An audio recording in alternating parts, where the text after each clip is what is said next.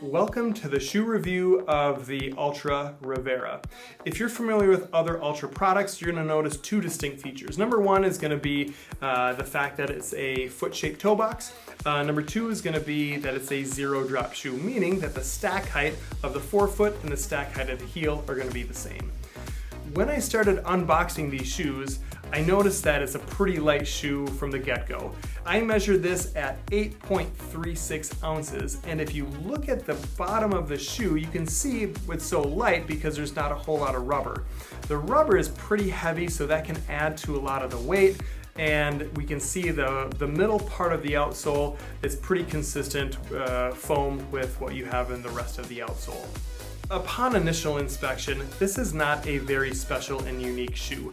When we start to inspect the upper, we see that it's a tight-knit material.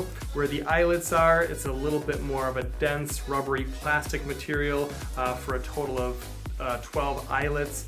The laces themselves are flat. If you know me, I'm not a fan of these flat laces, but it also coincides with the flat eyelets, meaning that if you're gonna put any aftermarket shoelaces in there, any sort of Nathan Lock laces, that might be a little bit more of a challenge and a little bit of a snug there.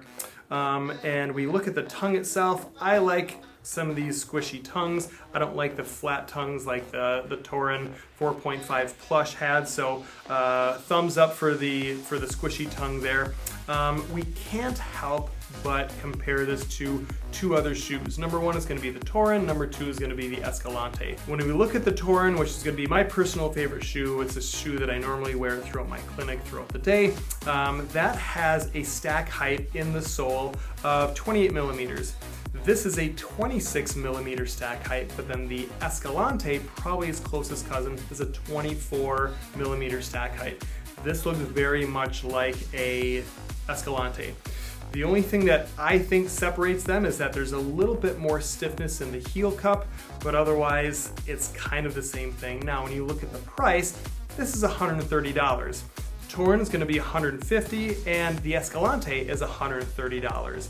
So really all you're getting for the same amount of price, this shoe compared to the Escalante is going to be that 2 extra millimeters of stack height and maybe a little bit more support in the heel cup.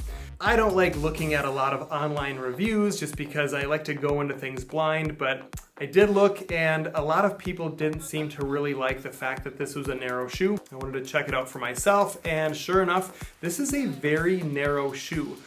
When I first put my foot into this shoe, both sides of my foot were spilling out the sides. I don't necessarily have a flat and fat foot, but it didn't really offer me much support, and I didn't even think that the laces were that snug.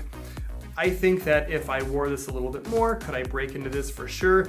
But this isn't something that I want to go run with straight out of the box. I think I'd probably have to get used to this a little bit more. So who is this shoe for? So if I had a patient that was looking into this particular shoe, I would say sure. If you're looking for a lightweight racing shoe that's zero drop, I would say go for it. I think you could do up to a half marathon easily with this. In the marathon distance, I'm sure people can. That's something that I probably wouldn't recommend. I wouldn't want to do it personally. If you wanted to use this casually, just walking around the house, walking around your office, I think it could be fine. I think there are better options, especially if you're going to drop $130 on this particular shoe. My overall impression of the Rivera, thumbs down. I think that it is too Escalante-like, and I think that this is the first edition that Altra has had. I don't know if they're going to improve it or expound on it, if they're ever going to bring it back for a second edition. I think that if you're familiar with the Escalante and you're familiar with the Torin, I really see it being unnecessary for this shoe to even exist. Now, you can do whatever you want with your money, 130 bucks, I'd probably say no. Thanks for watching the review of the Altra Rivera. Please leave a comment. Let me know if you like the shoe. Let me know if you also found it as narrow as I did. And please stick around. I have plenty of other videos for you to look at. If you have a moment, please subscribe, and I will see you guys later.